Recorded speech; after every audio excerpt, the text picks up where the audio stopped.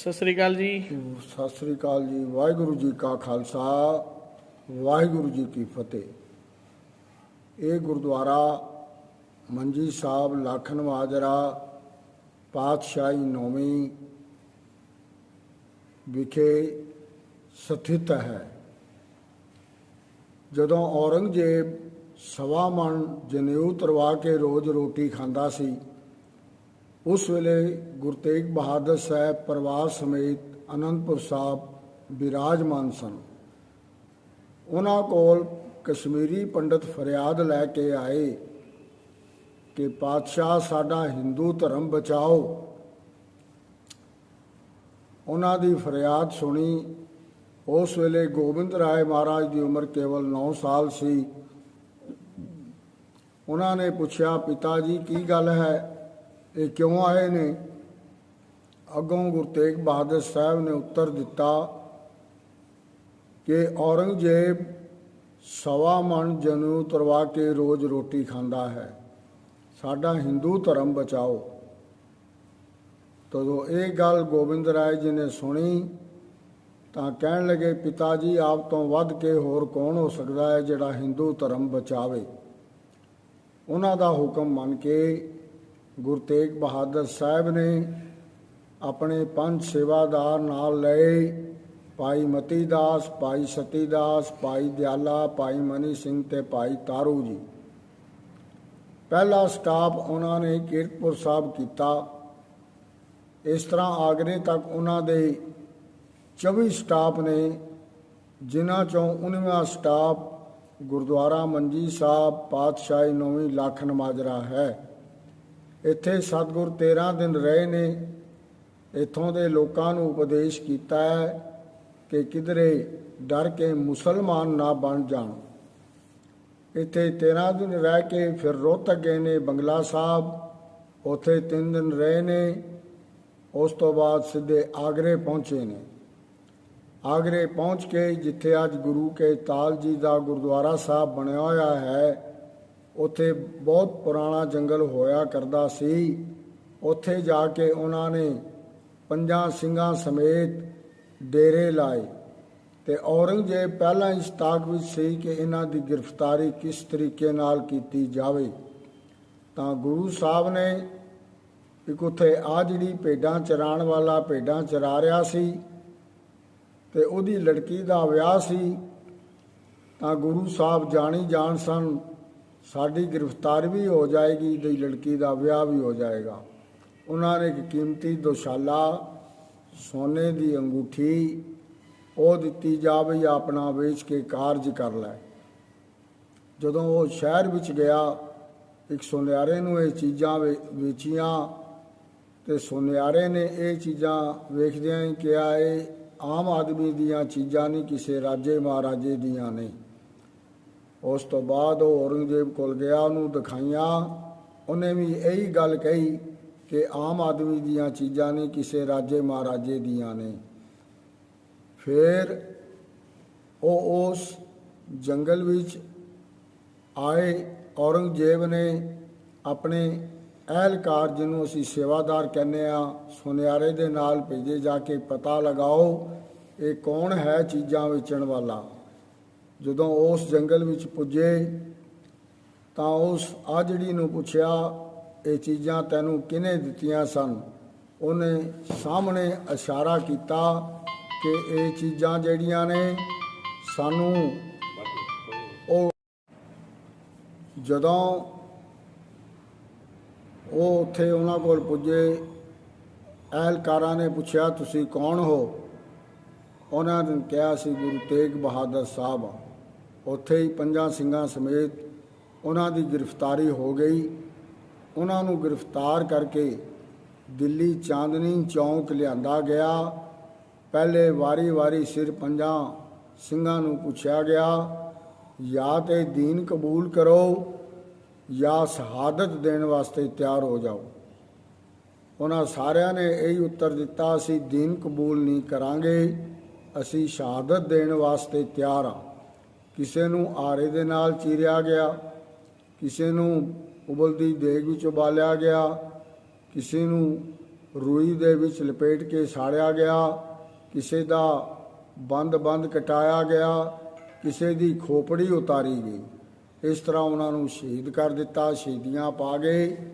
ਜਦੋਂ ਗੁਰੂ ਤੇਗ ਬਹਾਦਰ ਸਾਹਿਬ ਮਹਾਰਾਜ ਦੀ ਵਾਰੀ ਆਈ ਤਾਂ ਔਰੰਗਜ਼ੇਬ ਪੁੱਛਣ ਲੱਗਾ, ਬਾਈ ਤੁਸੀਂ ਜਾਂ ਤੇ ਸਾਨੂੰ ਕਰਾਮਾਤ ਦਿਖਾਓ ਜਾਂ ਦੀਨ ਕਬੂਲ ਕਰੋ ਜਾਂ ਸ਼ਹਾਦਤ ਦੇਣ ਵਾਸਤੇ ਤਿਆਰ ਹੋ ਜਾਓ। ਤਾਂ ਗੁਰੂ ਤੇਗ ਬਹਾਦਰ ਸਾਹਿਬ ਨੇ ਇਹ ਉੱਤਰ ਦਿੱਤਾ, ਨਾ ਅਸੀਂ ਕਰਾਮਾਤ ਦਿਖਾਵਾਂਗੇ, ਨਾ ਦੀਨ ਕਬੂਲ ਕਰਾਂਗੇ, ਅਸੀਂ ਸ਼ਹਾਦਤ ਦੇਣ ਵਾਸਤੇ ਤਿਆਰ ਹਾਂ। ਇਸ ਤਰ੍ਹਾਂ ਉਹਨਾਂ ਨੂੰ ਵੀ ਸ਼ਹੀਦ ਕਰ ਦਿੱਤਾ ਗਿਆ। ਉਸ ਤੋਂ ਬਾਅਦ ਜਦੋਂ ਹਿੰਦੁਸਤਾਨ ਤੇ ਪਾਕਿਸਤਾਨ ਬਣਿਆ, ਜਿਹੜੀਆਂ ਸੰਗਤਾਂ ਰੋਹਤਕ, ਗੁਹਾਣਾ, ਹਾਂਸੀ, ਸਾਰ, ਜੀਂਦ, ਮਹਿਮ ਭਵਾਨੀ ਆ ਕੇ ਵਸੀਆਂ, ਉਹਨਾਂ 'ਚੋਂ ਇੱਕ ਜਥੇਦਾਰ ਦੀਵਾਨ ਸਿੰਘ ਜੀ ਸਨ। ਉਹਨਾਂ ਨੇ ਰੋਹਤਕ ਆ ਕੇ ਗੁੜ ਦਾ ਵਪਾਰ ਸ਼ੁਰੂ ਕੀਤਾ। ਉਸ ਵਕਤ ਰਿਕਸ਼ੇ, ਟਾਂਗੇ, ਬੱਸਾਂ, ਘੋੜੇ ਬਹੁਤ ਘੱਟ ਹੁੰਦੇ ਸਨ। ਲੋਕ ਪੈਦਲ ਯਾਤਰਾ ਜ਼ਿਆਦਾ ਕਰਿਆ ਕਰਦੇ ਸਨ। ਇਸ ਤਰ੍ਹਾਂ ਉਹ ਵਪਾਰ ਕਰਦੇ ਕਰਦੇ ਇਸ ਲਾਖਣ ਮਾਜਰੇ ਪਿੰਡ ਵਿਖੇ ਪੁੱਜੇ ਤਾਂ ਇੱਥੇ ਅੰਦਰ ਪਹਿਲੇ ਇੱਕ ਕੱਚੀ ਕੋਠੜੀ ਹੁੰਦੀ ਸੀ, ਇੱਕ ਦਰਖਤ ਹੋਇਆ ਕਰਦਾ ਸੀ। ਉਸ ਟਾਈਮ ਇਹ ਛੱਪੜ ਪੁਰਾਣਾ ਹੈ, ਉਸੇ ਟਾਈਮ ਦਾ ਹੈਗਾ। ਤੇ ਉਹ ਦੋਨੋਂ ਵਕਤ ਗੁਰੂ ਗ੍ਰੰਥ ਸਾਹਿਬ ਦੀ ਸੇਵਾ ਨਿਤਨੇਮ ਕਰਿਆ ਕਰਦਾ ਸੀ। ਤਾਂ ਬਾਹਰ ਜਿੱਥੇ ਅਸੀਂ ਬੈਠੇ ਹਾਂ, ਇੱਥੇ ਵਿਹੜਾ ਹੁੰਦਾ ਸੀ, ਹਰੇ ਭਰੇ ਦਰਖਤ ਹੁੰਦੇ ਸਨ, ਹਰੀ ਭਰੀ ਘਾਸ ਹੁੰਦੀ ਸੀ। ਤੇ ਗੁਰੂ ਜਥੇਦਾਰ ਦੀਵਾਨ ਸਿੰਘ ਜੀ ਆ ਕੇ ਬਾਹਰ ਲੇਟ ਗਏ। ਜਦੋਂ ਥੱਕੇ ਹੋਏ ਸਨ, ਉਹਨਾਂ ਦੀ ਅੱਖ ਲੱਗ ਗਈ। ਉਹਨਾਂ ਦੇ ਸੁਪਨੇ ਦੇ ਵਿੱਚ ਗੁਰੂ ਤੇਗ ਬਹਾਦਰ ਸਾਹਿਬ ਨੇ ਦਰਸ਼ਨ ਦਿੱਤੇ ਕਿ ਭਾਈ ਸਿੰਘਾ ਸਥਾਨ ਸਾਡਾ, ਤੂੰ ਇਹਦੀ ਸੇਵਾ ਕਿਉਂ ਨਹੀਂ ਕਰਾਂਦਾ। ਉਹ ਹੜਬੜਾ ਕੇ ਉੱਠੇ, ਆਪਣੇ ਮਨ ਨਾਲ ਵਿਚਾਰ ਕੀਤੀ, ਇੱਥੋਂ ਇਲਾਕੇ ਦੀਆਂ ਸੰਗਤਾਂ ਨੂੰ ਇਕੱਠਾ ਕੀਤਾ, ਵਿਚਾਰ ਵਟਾਂਦਰਾ ਕਰਕੇ ਇਸ ਪਿੰਡ ਵਾਲਿਆਂ ਨੂੰ ਬੁਲਾ ਕੇ ਇਹ ਗੱਲ ਪੁੱਛੀ ਵੀ ਇਹ ਜਗ੍ਹਾ ਸਾਨੂੰ ਦੇ ਦਿਓ, ਅਸੀਂ ਗੁਰੂ ਦਾ ਸਥਾਨ ਬਣਾਉਣਾ ਹੈ। ਉਹਨਾਂ ਨੇ ਇਹ ਜਗ੍ਹਾ ਦੇ ਦਿੱਤੀ। ਜਥੇਦਾਰ ਸਾਹਿਬ ਨੇ ਸਾਰੀਆਂ ਸੰਗਤਾਂ ਨੂੰ ਇਕੱਠਾ ਕਰਕੇ ਬਿਲਡਿੰਗ ਮਟੀਰੀਅਲ ਜੋ ਲੋੜੀਂਦਾ ਹੈ, ਸੀਮਿੰਟ, ਬਜਰੀ, ਬਦਰਪੁਰ, ਕਰੈਸ਼ਰ ਅਤੇ ਹੋਰ ਲੋੜੀਂਦਾ ਸਮਾਨ, ਦਰਵਾਜ਼ੇ, ਖਿੜਕੀਆਂ ਸਭ ਇਕੱਠਾ ਕਰਵਾਇਆ। ਤਾਂ ਇਸ ਤਰ੍ਹਾਂ ਪਹਿਲੇ ਇਸ ਜਗ੍ਹਾ ਦੀ ਡੂੰਘੀ ਖੁਦਾਈ ਕਰਕੇ ਥੱਲੇ ਸਰੀਆ, ਬਜਰੀ, ਸੀਮਿੰਟ, ਕਰੈਸ਼ਰ, ਬਦਰਪੁਰ ਚੰਗੀ ਤਰ੍ਹਾਂ ਭਰ ਕੇ 8-8 ਫੁੱਟ ਬੀਮ ਥੱਲੇ ਉਤਾਰੇ ਗਏ ਔਰ ਇਸ ਦੀ ਉਸਾਰੀ ਜੋ ਪੰਜਾਬ ਮਿਸਤਰੀ ਮੰਗਵਾਏ ਗਏ ਉਹਨਾਂ ਨੇ ਸ਼ੁਰੂ ਕਰ ਦਿੱਤੀ। ਇਸ ਤਰ੍ਹਾਂ ਇਹ 3 ਮੰਜ਼ਲ ਉੱਪਰ ਹੋਰ ਹੈ। ਜਦੋਂ ਇਹ ਸਥਾਨ ਤਿਆਰ ਹੋ ਗਿਆ ਤਾਂ ਸੰਗਤਾਂ ਨੇ ਇੱਕ ਅਖੰਡ ਪਾਠ ਰਖਵਾਇਆ, ਲੰਗਰ ਕਰਵਾਇਆ। ਤਾਂ ਸੰਗਤਾਂ ਕਹਿਣ ਲੱਗੀਆਂ, ਜਥੇਦਾਰ ਸਾਹਿਬ ਅਸਥਾਨ ਤੇ ਤਿਆਰ ਹੋ ਗਿਆ ਹੈ, ਸੰਗਤਾਂ ਨੂੰ ਕਿਸ ਤਰੀਕੇ ਨਾਲ ਇਸ ਸਥਾਨ ਨਾਲ ਜੋੜਿਆ ਜਾਵੇ। ਤਾਂ ਜਥੇਦਾਰ ਸਾਹਿਬ ਦੇ ਮੁਖਾਰਬਿੰਦ ਤੋਂ ਇਹ ਗੱਲ ਨਿਕਲੀ, ਕੋਈ 5 ਪੂਰਨਮਾਸੀਆਂ 7 11 ਕਰੇਗਾ, ਆਵੇਗਾ ਸਾਫ਼ ਮਨ ਨਾਲ, ਉਹ ਕਦੀ ਨਿਰਾਸ਼ ਨਹੀਂ ਜਾਏਗਾ। ਇਸ ਤਰ੍ਹਾਂ ਸੰਗਤਾਂ ਦਾ ਵਿਸ਼ਵਾਸ ਕਾਇਮ ਹੋ ਗਿਆ। ਸੰਗਤਾਂ ਦੀਆਂ ਮਨੋਕਾਮਨਾ ਸੰਪੂਰਨ ਹੋਣੀਆਂ ਸ਼ੁਰੂ ਹੋ ਗਈਆਂ। ਸਭ ਨੂੰ ਦ੍ਰਿੜ ਵਿਸ਼ਵਾਸ ਹੋ ਗਿਆ। ਇੱਥੇ ਪੂਰਨਮਾਸ਼ੀ ਨੂੰ ਅਖੰਡ ਪਾਠ ਸਾਹਿਬ ਰੱਖੇ ਜਾਂਦੇ ਨੇ, ਭੋਗ ਪਾਏ ਜਾਂਦੇ ਨੇ। ਸਾਰਾ ਦਿਨ ਕੀਰਤਨ ਦਰਬਾਰ ਹੁੰਦਾ ਹੈ, ਸਾਰਾ ਦਿਨ ਚਾਹ ਦਾ ਲੰਗਰ ਚੱਲਦਾ ਹੈ, ਗੁਰੂ ਕਾ ਲੰਗਰ ਚੱਲਦਾ ਹੈ ਔਰ ਹੋਲਾ ਮਹੱਲਾ ਵੀ ਇੱਥੇ ਮਨਾਇਆ ਜਾਂਦਾ ਹੈ। ਹੋਲੀ ਖੇਡਣ ਤੋਂ ਇੱਕ ਦਿਨ ਪਹਿਲੇ ਲੱਖਾਂ ਦੀ ਤਾਦਾਦ ਵਿੱਚ ਸੰਗਤਾਂ ਆਉਂਦੀਆਂ ਨੇ, ਆਪਣੀਆਂ ਮਨੋਕਾਮਨਾ ਸੰਪੂਰਨ ਕਰਕੇ ਲੈ ਜਾਂਦੀਆਂ ਨੇ। ਇਸੇ ਤਰ੍ਹਾਂ ਪੂਰਨਮਾਸ਼ੀ ਦੇ ਹਜ਼ਾਰਾਂ ਦੀ ਤਾਦਾਦ ਵਿੱਚ ਸੰਗਤਾਂ ਆਉਂਦੀਆਂ ਨੇ, ਆਪਣੀਆਂ ਮਨੋਕਾਮਨਾ ਸੰਪੂਰਨ ਕਰਕੇ ਲੈ ਜਾਂਦੀਆਂ ਨੇ। ਅੱਗੇ ਪਿੱਛੇ ਸਾਰਾ ਦਿਨ ਲੰਗਰ ਚੱਲਦਾ ਹੈ, ਚਾਹ ਚੱਲਦੀ ਹੈ, ਸੰਗਤਾਂ ਹੀ ਰਸਦਾਂ ਲਿਆਂਦੀਆਂ ਨੇ ਔਰ ਸੰਗਤਾਂ ਹੀ ਖਾਂਦੀਆਂ ਨੇ। ਅਸੀਂ ਕਿਸੇ ਕੋਲ ਮੰਗਣ ਨਹੀਂ ਜਾਂਦੇ। ਬਾਕੀ ਕਈ ਸੰਗਤਾਂ ਆਸ-ਪਾਸ ਦੀਆਂ ਐਸੀਆਂ ਨੇ ਜਿਹੜੀਆਂ ਸਾਲ 'ਚ ਅਖੰਡ ਪਾਠ ਤੇ ਗੁਰੂ ਕਾ ਲੰਗਰ ਕਰਵਾਉਂਦੀਆਂ ਨੇ। ਸਾਡਾ ਇਸੇ ਬਹਾਨੇ ਦਸਵੰਧ ਨਿਕਲ ਜਾਂਦਾ ਹੈ। ਘਰ ਵਿੱਚ ਸੁਖ ਸ਼ਾਂਤੀ, ਕਾਰੋਬਾਰ ਦੀ ਚੜ੍ਹਦੀ ਕਲਾ ਹੁੰਦੀ ਹੈ। ਜਿਨ੍ਹਾਂ ਦੀਆਂ ਮਨੋਕਾਮਨਾ ਸੰਪੂਰਨ ਹੁੰਦੀਆਂ ਨੇ ਉਹ ਵੀ ਅਖੰਡ ਪਾਠ ਰਖਾ ਕੇ ਉਹਦਾ ਸ਼ੁਕਰਾਨਾ ਕਰਦੀਆਂ ਨੇ ਤੇ ਗੁਰੂ ਤੇਗ ਬਹਾਦਰ ਸਾਹਿਬ ਪਾਸੋਂ ਆਸ਼ੀਰਵਾਦ ਪ੍ਰਾਪਤ ਕਰਦੀਆਂ ਨੇ। ਇਸ ਤਰ੍ਹਾਂ ਜੋ ਇਸ ਸਥਾਨ ਤੇ ਲਗਾਤਾਰ ਆਂਦਾ ਹੈ ਉਸ ਨੂੰ ਕਿਸੇ ਗੱਲ ਦੀ ਕਮੀ ਨਹੀਂ ਰਹਿੰਦੀ। ਆਵੇ ਦ੍ਰਿੜ ਵਿਸ਼ਵਾਸ ਨਾਲ, ਮਨ ਸਾਫ਼ ਹੋਵੇ, ਅੱਜ ਤੱਕ ਕਦੀ ਉਹ ਨਿਰਾਸ਼ਾ ਨਹੀਂ ਗਿਆ।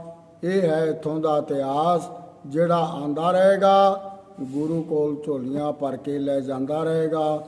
ਵਾਹਿਗੁਰੂ ਜੀ ਕਾ ਖਾਲਸਾ, ਵਾਹਿਗੁਰੂ ਜੀ ਕੀ ਫਤਿਹ। ਬਾਊ ਜੀ, ਇੱਥੇ ਆਉਣ ਵਾਸਤੇ ਨਜ਼ਦੀਕੀ ਰਸਤਾ ਕਿਵੇਂ ਹੈਗਾ? ਕਿਹੜੀ ਲੋਕੇਸ਼ਨ ਪਏਗੀ?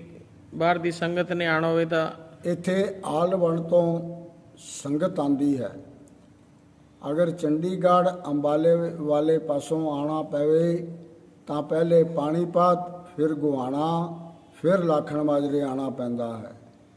ਇਸੇ ਤਰ੍ਹਾਂ ਜੇ ਸੋਨੀਪਤ ਤੋਂ ਆਓ, ਪਹਿਲੇ ਗੁਹਾਣੇ ਫਿਰ ਲਾਖਣ ਮਾਜਰੇ ਆਉਣਾ ਪੈਂਦਾ ਹੈ।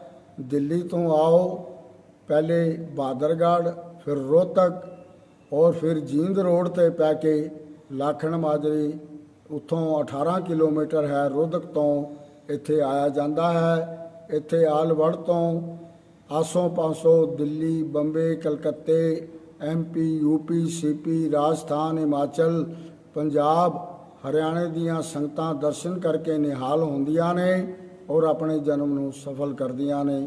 ਵਾਹਿਗੁਰੂ ਜੀ ਕਾ ਖਾਲਸਾ, ਵਾਹਿਗੁਰੂ ਜੀ ਕੀ ਫਤਿਹ। ਦਾਸ ਇੱਥੇ 14 ਸਾਲ ਤੋਂ ਹੈੱਡ ਗ੍ਰੰਥੀ ਦੀ ਡਿਊਟੀ ਨਿਭਾ ਰਿਹਾ ਹੈ। ਮੈਂ ਦਿੱਲੀ ਦਾ ਰਹਿਣ ਵਾਲਾ ਹਾਂ, ਸਬਜ਼ੀ ਮੰਡੀ ਘੰਟਾਘਰ ਦਿੱਲੀ 7 ਦਾ, ਔਰ ਬੜੇ ਮਨ ਤਨ ਨਾਲ ਸੇਵਾ ਕਰਦਾ ਗੁਰੂ ਦੀ। ਔਰ ਗੁਰੂ ਨੇ ਮੇਰੇ ਤੇ ਬਖਸ਼ਿਸ਼ ਵੀ ਬੜੀ ਕੀਤੀ ਹੋਈ ਹੈ। ਸਭ ਸੰਗਤਾਂ ਦਾ ਆਸ਼ੀਰਵਾਦ ਹੈ ਔਰ ਸੰਗਤਾਂ ਦਾ ਆਸ਼ੀਰਵਾਦ ਮੇਰੇ ਤੇ ਰਹੇਗਾ ਔਰ ਸੰਗਤਾਂ ਮੈਨੂੰ ਆਸ਼ੀਰਵਾਦ ਦਿੰਦੀਆਂ ਰਹਿਣਗੀਆਂ। ਸੋ ਇਹ ਬੇਨਤੀ ਹੈ, ਮੈਂ ਦੁਬਾਰਾ ਫਿਰ ਕਹਿਣਾ ਕਿ ਤੁਸੀਂ ਆਂਦੇ ਰਹੋਗੇ, ਖਾਲੀ ਝੋਲੀ ਲੈ ਆਓ, ਭਰ ਕੇ ਲਿਜਾਓਗੇ, ਅਸ਼ਟਾਮ ਲਿਆਓ, ਮੈਂ ਸਾਈਨ ਕਰਕੇ ਦੇ ਦੇਣਾ। ਇੱਥੇ ਗੁਰੂ ਦੀ ਬੜੀ ਬਖਸ਼ਿਸ਼ ਹੈ, ਬੜੀ ਮਿਹਰ ਹੈ, ਬੜੀ ਦਇਆ ਹੈ। ਵਾਹਿਗੁਰੂ ਜੀ ਕਾ ਖਾਲਸਾ, ਵਾਹਿਗੁਰੂ ਜੀ ਕੀ ਫਤਿਹ।